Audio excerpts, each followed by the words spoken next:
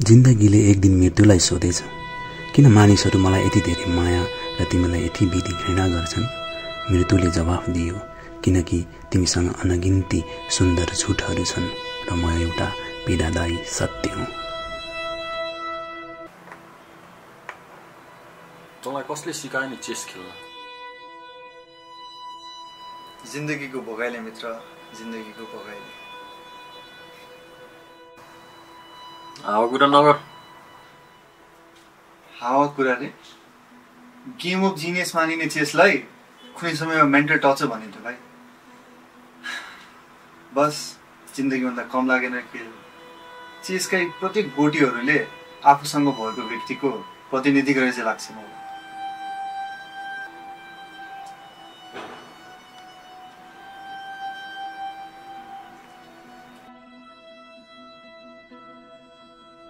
Bro, चेसमा अनेकौं चालहरू हुन्छ, केवल एउटा चालको लागि चाहिँ सोच्नुपर्छ तैँले।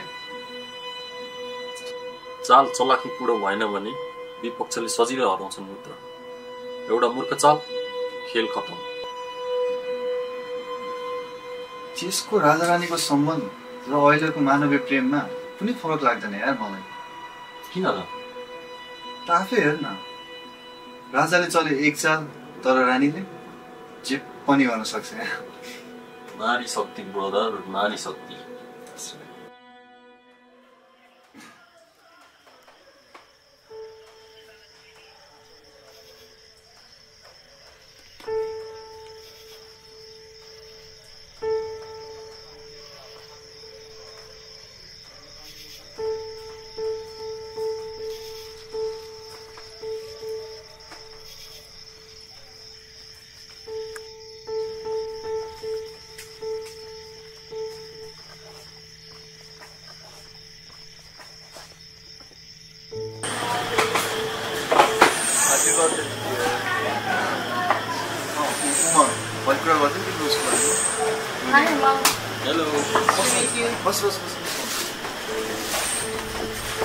के अर्डर गरेछ नलसम्म? पहिला के काट्न मात्र अर्डर गर्छु। त्यस्तो कहाँ हुन्छ? भाइ छोड्दै छोड्दै म तिमी कुरा गर्दै गर, म गएर अर्डर गरेर आउँछु नि है।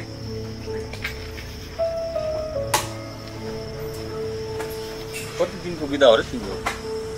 मेरो बिदा होइन, पुरा 3 महिनाको छुट्टी छ। 3 महिना? अनि के गर्ने प्लान छ नि तिम्रो? भर्खर आए, 3 महिनाको छुट्टी छ, सोचौँ नि केही न केही त। अमेरिका होइन? हजुर। कुन स्टेट रे? एरिजोना। लास्ट गर्मी छ त्यो ठाउँ। साँच्ची त्यो सो तिमी सानैदेखिको फ्रेन्ड हो? क्लास 6 देखि नै। उसले मलाई पछ्याउन छोडेन, मैले उसलाई। त्यसैले त छौँ नि हामी। तर यस्तो साथी त मैले अहिलेसम्म भेटेको छ। मन हुनु पर्यो नि, हुन्छ नि। मन त छ नि। के मनको कुरा भइरहेको तिमीहरू दुईजनाको जस्तो फ्रेन्डसिपको लाइक हुन्छ नि। तिमीहरू दुईजनाको जस्तो फ्रेन्डसिप कस्तो नहोस् होला।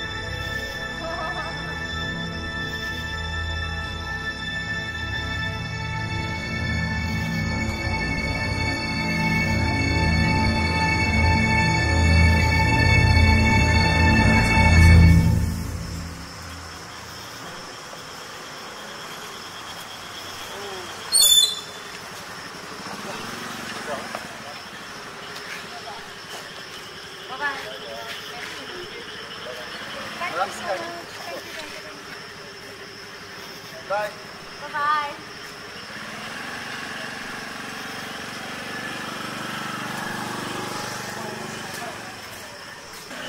केटीलाई गिफ्ट इम्प्रेस पार्छन् भन्छन् तँलाई के लाग्छ अनि तैँले के दिस् तैँले भन्दा दामी गिफ्ट दिएछु है के अरे अझै भन्छ तैँले दिएको गिफ्ट मेरो दे केक मेरो दे पार्टी मेरो दे के सोच्छु भन्नु लोभी साथी रहेछ भन्नु ठान्दिनँ तर छस् त म छु ल बस जाउँ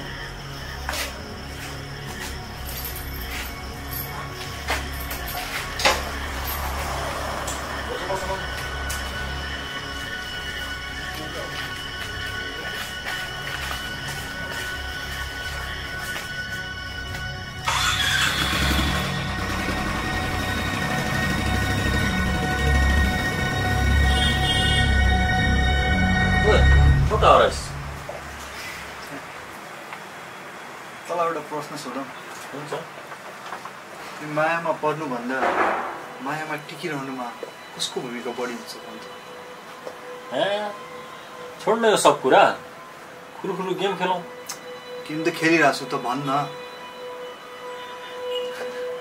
फेरि यसलाई गेम खेल्दा खेल्दै कहाँबाट पूर्वीको याद आयो त जवाब दिएन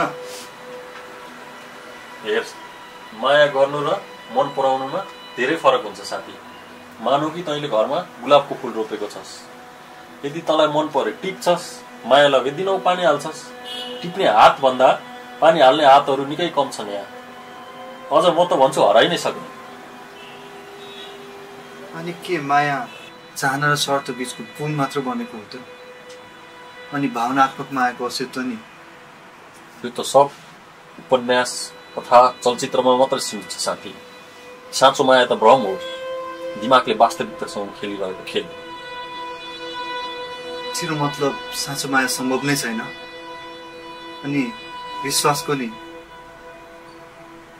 जबसम्म हामी सिंगल थियौं हामीलाई हाम्रो सोचले जालमा पार्यो सोचौं पर्फेक्ट पार्टनर भए जिन्दगी कति खुसी हुने थियो हाम्रो भन्छन् नि द लास्ट मिसिङ पिस अनि त्यसपछि हामी हाम्रो रहेनौं हाम्रो इच्छा हाम्रो सोच हाम्रो बानी व्यवहार सब उनीहरुको मातहतमा चल्छ मलाई ग्रीन मन पर्छ उनलाई म व्हाइटमा क्यूट देख्छु here five first we fall in love then we fall out of love भनेपछि अन्तमा there will be only heartbreaks है एक्ज्याक्टली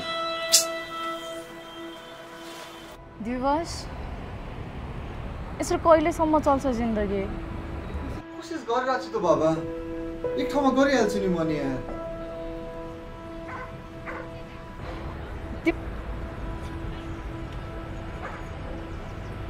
हामी छोरी मान्छेको उमेर बित्दै गएपछि नि घरलाई माइती घर बनाउन नै हतार हुन्छ बा आमालाई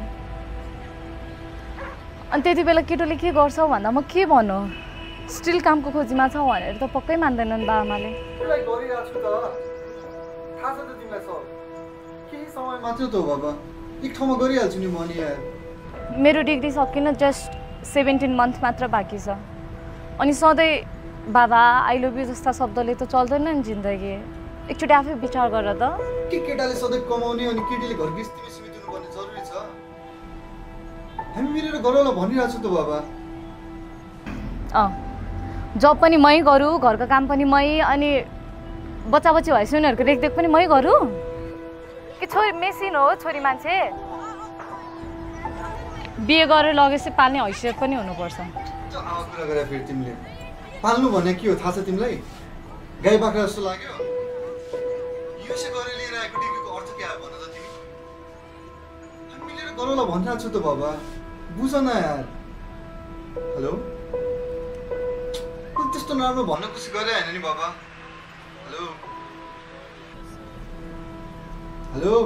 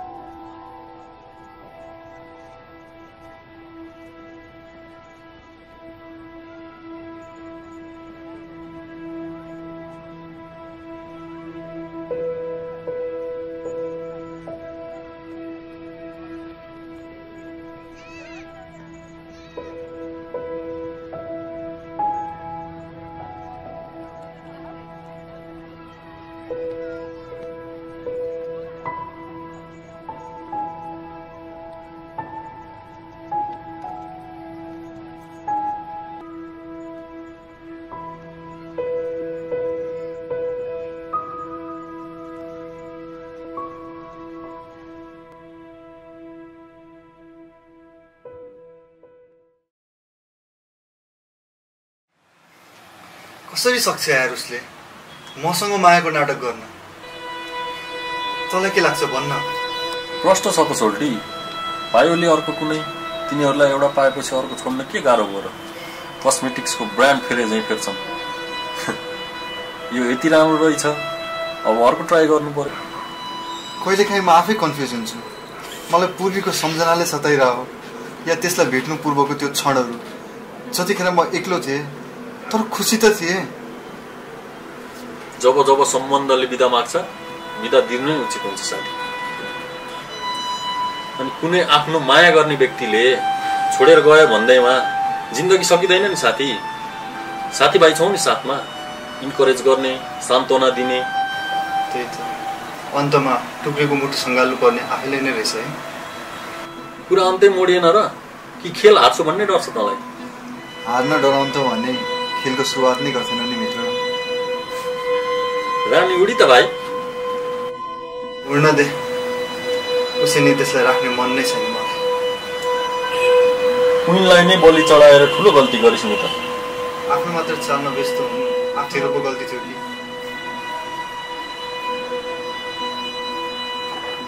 चेकमेट। चाल चालाकीपूर्ण भएन भने विपक्षीलाई हराउन कहाँ सकिन्छ?